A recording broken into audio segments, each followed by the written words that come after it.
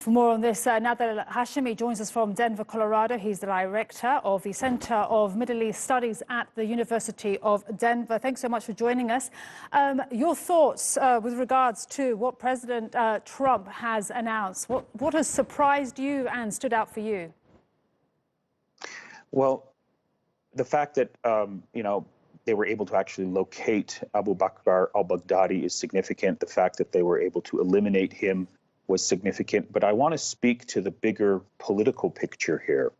And while this is being celebrated as a major blow to the war against terrorism, I don't think very much changes as a result of the death of Abu Bakr al-Baghdadi, primarily because the social, political, economic, and intellectual conditions that produced ISIS are still in place. And so while the charismatic leader has been eliminated, the fundamental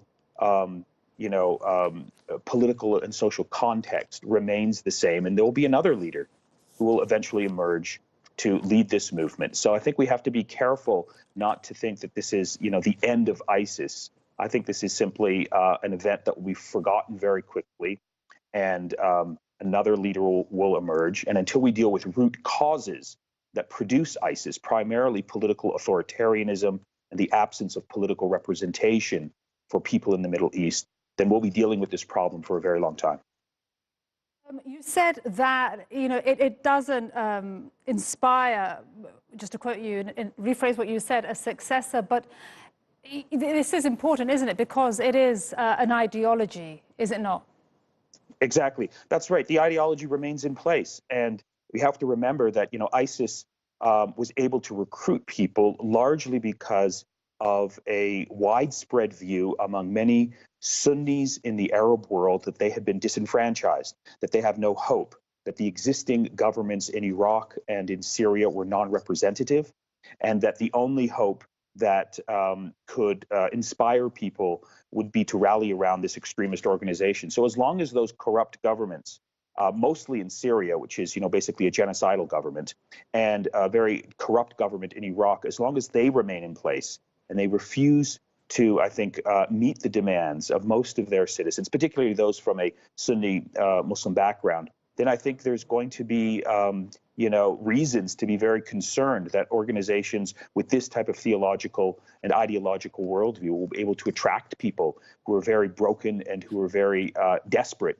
around this ideology. And we're seeing this right now, protests around the Arab world rooted in economic and political frustrations are mobilizing people. And so that's why I think we have to be careful not to celebrate as if this is some sort of, radical transformation in the politics of the Middle East. It's far from that. It's really interesting that you do point out, the roots of Daesh. And just something that I want to ask you, because this isn't the first time that they've said that Abu Bakr al-Baghdadi has been killed. Do you have any doubts about the veracity of what we have just heard? Because, they say there is DNA evidence, but we haven't seen that. You haven't seen that. Yeah, no, I don't have any doubts. I suspect that, he's been tracked, Baghdadi has been tracked for a very long time. I think they're eventually going to release probably some video footage and show us the images of the DNA samples. So I don't have any doubt that that he's actually been killed. And I want to ask the location of where he was killed. Is that something that has surprised you? A little bit, but it makes sense because in Idlib province, there's a strong base of support that he has among radical extremists there. So that makes sense that he was in an area where he would have more supporters. So not really.